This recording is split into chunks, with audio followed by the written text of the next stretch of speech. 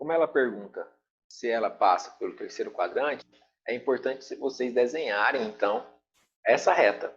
Pegar a reta e desenhar no plano cartesiano.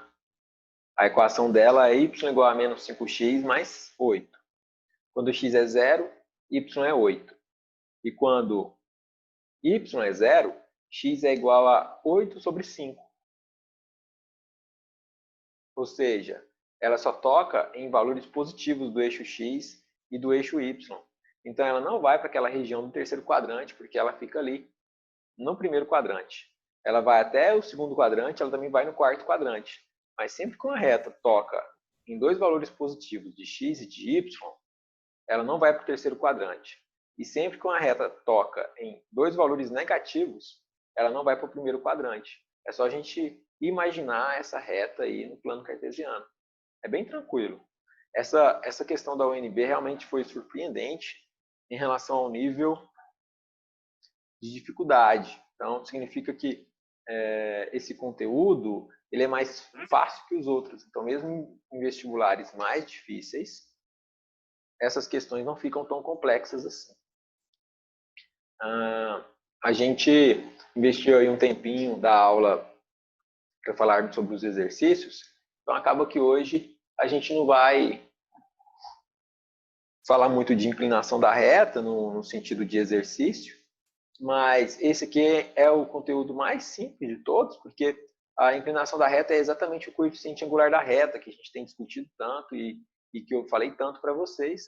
Só que agora que ele trata sobre o coeficiente angular da reta como a tangente do ângulo. Só isso. Então, se ele é positivo, a reta é crescente. Se ele é negativo, a reta é decrescente. E aí ele traz algumas possibilidades. Quando esse coeficiente é de 90 graus, quando é diferente de 90 graus, quando ele é de 180 graus em relação ao eixo x. Realmente, esse conteúdo de inclinação da reta está muito relacionado com tudo que a gente já viu. E não existe dificuldade alguma, até mesmo porque essa estrutura aqui, ó, de m igual a y menos y0 dividido por x menos x0, é exatamente a equação principal aqui desse capítulo, desse módulo, e é exatamente o que a gente acabou de fazer no capítulo anterior. Então, esses assuntos, eles são assuntos que se comunicam muito, que a gente utiliza um no outro e que não é novidade. Então, aqui é exatamente uma representação numérica, aqui uma representação geométrica do que seria a equação da reta desse exercício que a gente acabou de resolver. Ou seja, ele fica ali entre o segundo, o primeiro e o quarto quadrante. Ele não vai lá embaixo. Sempre que eu toco em dois valores positivos, ele não vai para o lado de baixo, ali para o terceiro quadrante. E aí ele traz para a gente a equação reduzida, que a gente já viu, mas ele resgata a ideia de que o m, que é o coeficiente angular da reta, nada mais é do que a tangente do ângulo formado pela reta com o eixo x. Aí ele finaliza aqui, tem mais alguns exercícios, algumas observações.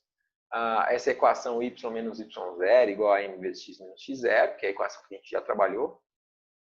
E aí ele traz algumas possibilidades das posições relativas entre duas retas, ou seja, ou elas são paralelas, ou elas vão se tocar. Então aqui, João, até respondi sua pergunta.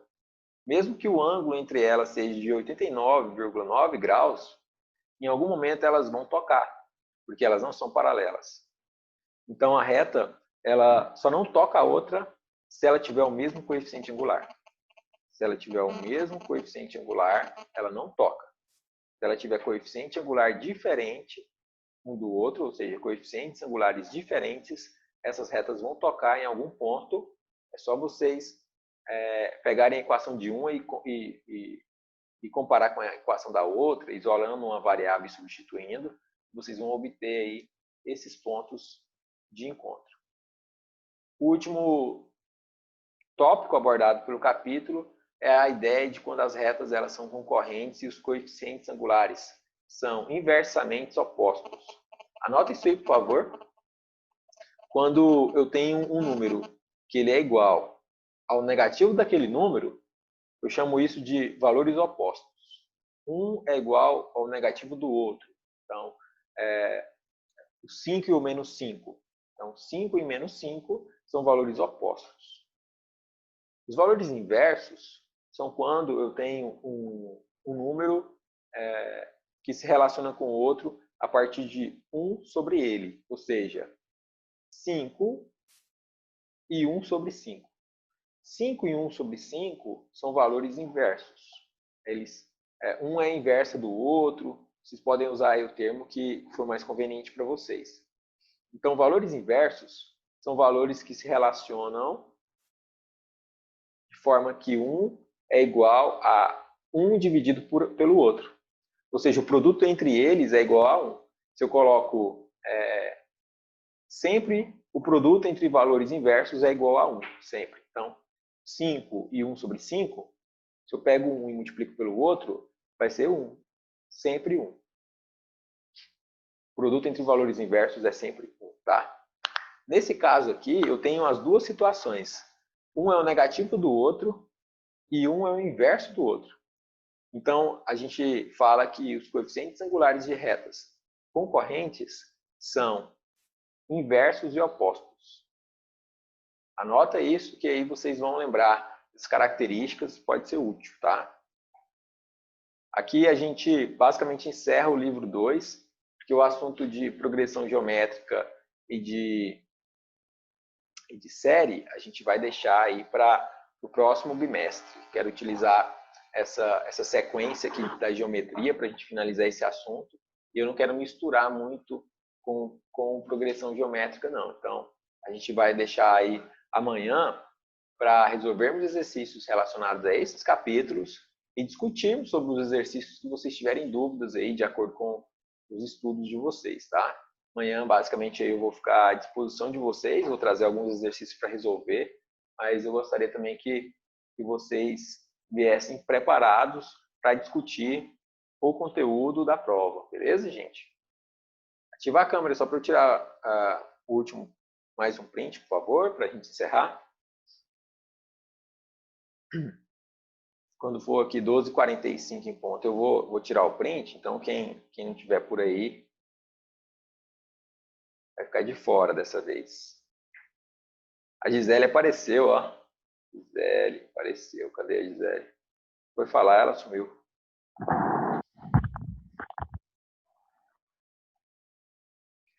Gisele é a pessoa que não gosta de fotos. Beatriz também tá bem disposta para... Desapareceu aí. Tá aparecendo aqui para mim, sabe? Gisele. Beleza? Vou tirar aqui um print. Ó, a Ana Gabriela apareceu, Isabelle também. É animador, gente, a cara de vocês, assim, eu fico impressionado. Tirar o print aqui. 1, 2, 3. Pronto. Estão livres de mim. Bom almoço, gente. Boa tarde. Até mais. Tchau, até amanhã. Tchau, obrigado. Tchau, obrigado. Tchau, obrigado.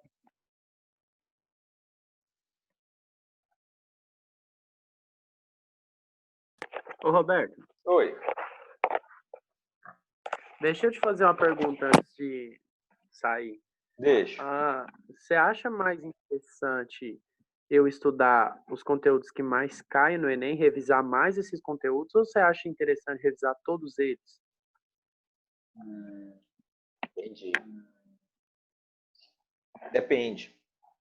Se os exercícios que mais caem são os exercícios que você tem mais facilidade ou dificuldade, o que você me fala? Para pensar comigo, dá uma olhadinha. Você lembra dos conteúdos que mais caem? É porcentagem, interpretação, muitos são interpretação de matemática básica. Tem facilidade ou dificuldade com esses assuntos? Alguns eu tenho facilidade. Então investe nele. Por quê? Porque o que é o maior problema? Quando a gente quer estudar tudo, aí às vezes você vai gastar muita energia com um conteúdo que nem cai tanto, ou mesmo que caia, ele é 2 ou 3 exercícios e ele tem aí quase que o mesmo peso do que conteúdos que você poderia acertar 10 questões. Então, eu acho que tudo é fase, sabe? Por exemplo, eu acho que você tem que garantir aquilo que você tem facilidade. Garante isso primeiro. Foca nisso. Depois que você tiver segurança, no que você tem facilidade, aí você pode dar uma olhadinha ali nos que mais caem. Se você tiver dificuldade em algum deles, aí você investe neles. Mas primeiro, João, é garantir o básico, sabe? Qual que é o básico para o Enem? Resolver um exercício rápido. Então, se você levar mais de 3 minutos para resolver um exercício, significa que você tem dificuldade naquilo. Se você tem dificuldade, você vai ter que investir mais tempo. Então, ele não é sua prioridade agora. Primeiro, você tem que saber quanto tempo você leva naqueles exercícios que você tem facilidade para garantir esses. Qual que é o maior problema? Às vezes a pessoa fica muito tempo ali tentando resolver um exercício e ele nem chega a ler todas as questões da prova. E ele gasta o tempo de 2 ou 3 exercícios que ele acertaria em um exercício que ele vai errar porque ele não sabe. Ele vai acabar chutando. Então, cara, o primeiro passo é agilidade. Então, pega uma prova do Enem, marca no cronômetro 3 minutos por questão.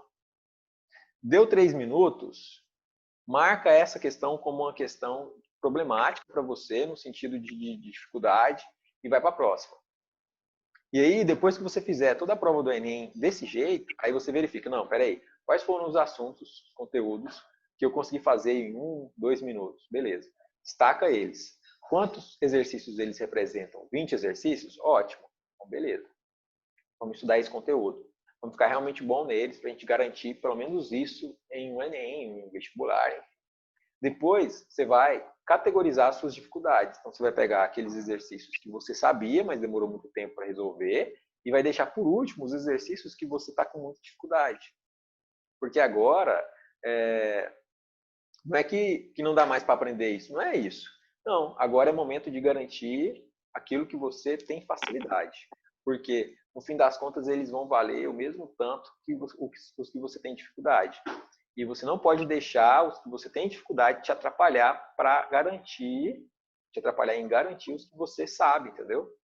Então, garante o que sabe, faz uma prova, verifica quais são os exercícios que você consegue resolver rápido, garante esses. Depois vai para aqueles que você sabe, mas que você demorou, e depois você vai para aqueles que você não sabe, entendeu? Eu acho que é a melhor forma de você realmente tirar uma pontuação maior no Enem, sabe? Sei. Porque, exemplo, conteúdo de logaritmo, eu tenho muita dificuldade, sabe? Mas é um conteúdo assim que cai no máximo 3 questões por ano. Não é Então, que eu acho que não compensa. mas Tão...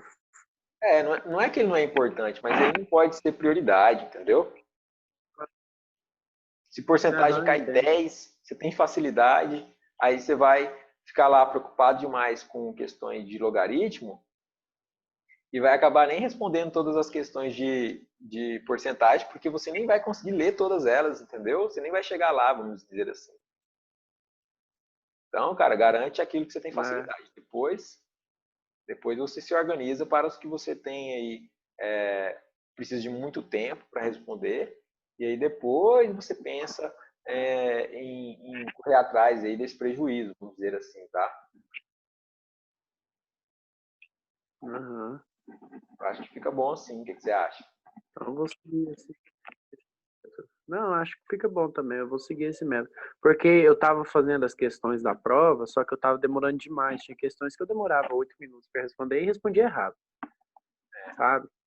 E geralmente quando eu chego na metade da prova eu já estou com a cabeça cansada e não consigo responder conteúdos que eu deveria conseguir. Eu sei, é assim mesmo que funciona. Por isso que você tem que se policiar para não ficar mais do que 3 minutos naquela questão. Porque o fato de você ter ficado 8 minutos em uma questão e ainda ter errado, João, o que isso significa na prática? Significa um desperdício de energia enorme, sabe? Talvez com esses 8 minutos você teria respondido 4 questões fáceis de 2 minutos cada. E como você respondeu elas com facilidade, tem o fator tempo e tem o fator cansaço. Às vezes você responde 4 questões e não cansa tanto quanto cansaria para responder uma questão de 8 minutos. Concorda comigo? Exatamente. Então, cara, seja rígido com você mesmo nesse sentido. Infelizmente, você vai perceber que você vai responder aí só umas 10 15 questões no começo dentro de 3 minutos. É isso mesmo, a gente tem que se adaptar a essa ideia de responder rápido. Mas faz isso, você vai perceber o resultado com o tempo, com um curto, médio prazo. Você vai perceber que quando você começar a responder as questões cronometrando, você vai ser mais eficiente, sabe? Você vai ficar menos cansado no final da prova. Essa é a primeira percepção que você vai ter. E depois você vai perceber que você vai ter um rendimento melhor. Por quê? Porque você vai deixar de gastar energia com aquelas questões que você não tem facilidade e você vai estar mais descansado para as questões que você tem facilidade, com mais tempo, menos preocupações. Então, tem que ser rígido com essa questão do tempo. 3 minutos. Mais do que isso é desperdício, é cansaço sem necessidade. Não, Faz por isso depois causa me que fala. eu perguntei que eu imprimi um cronograma de aula de todas as matérias, né? E de matemática eu contei, parece que tem 75 matérias, que vai da matemática básica até todos os conteúdos do ensino médio. Que legal, depois me E envia. eu acho que, tipo, pegar para estudar tudo e dividir num tempo certinho, eu contei e dá para estudar 5 conteúdos por dia. Legal. Mas eu acho que seria melhor eu focar nos conteúdos que mais caem, porque se eu, vamos supor, às vezes passa por um, eu não entendo e tem que passar para o outro, entendeu? Para revisar tudo. Às vezes eu não Entendi. entendo um, não sei não. Pessoal, tem pessoal aí que trabalha muito com isso, com essa questão de verificar o que mais cai, eles têm esse controle. Mas não fique muito apegado a isso não, tá? Porque às vezes eles podem se enganar também e aí acabar, já ouvi muitas autoridades aí na área de cursinho falar que não ia cair em determinado assunto e depois caía muito desse assunto. Então, assim, usa essa informação, os caras sabem o que eles estão fazendo, mas não fica só nisso não, entendeu? Não deixe de ver os outros conteúdos também, principalmente os que você tem facilidade, mesmo que eles não caiam com tanta frequência, que sejam duas ou três questões. Mas se fosse para eu te dar uma dica para complementar o que você já está fazendo, comece pelo que você tem facilidade, mesmo que ele não caia tanto. Então, desses 75 conteúdos, destaque ali os que você mais tem facilidade. Começa por eles, porque eu acho que você vai até ficar mais disposto, sabe? Você vai ficar assim mais animado, vai te fazer melhor, você vai achar mais fácil, e aí você vai subindo de nível, focando, claro, nos que mais caem, mas antes de focar no que mais cai, tenta olhar os que você mais tem facilidade, combina os dois. Então, cria uma tabelinha de 4 possibilidades, né? Os que você mais sabe com os que você com o que mais cai, o que você mais sabe, mais tem facilidade com o que mais cai, o que você tem mais facilidade com o que menos cai, prioriza o que você tem mais facilidade. Então, o que você tem mais facilidade com o que menos cai, depois você vai para o que tem o que mais cai, que você tem menos facilidade, e aí depois, óbvio, deixa por último o que menos cai e o que você tem mais dificuldade. Prioriza o que você tem mais facilidade em vez de priorizar o que mais cai. Porque às vezes você vai ficar preocupado demais com o que mais cai, e são 3, 4, 5 questões de um determinado assunto que você tem dificuldade, e aí você vai deixar de responder outras 10 ou 15 questões que você poderia responder por ter facilidade, mas não se preparou para elas, entendeu? Então, faz essa organização priorizando o que você tem mais facilidade, que eu acho que o seu rendimento vai ser melhor. Entendi. Beleza, doutor? Beleza. Então tá. Qualquer coisa eu tô por aí. Tá bom, então. Valeu pela conversa. Valeu. Até mais. Abração. Bom almoço. Obrigado. Você também. Valeu.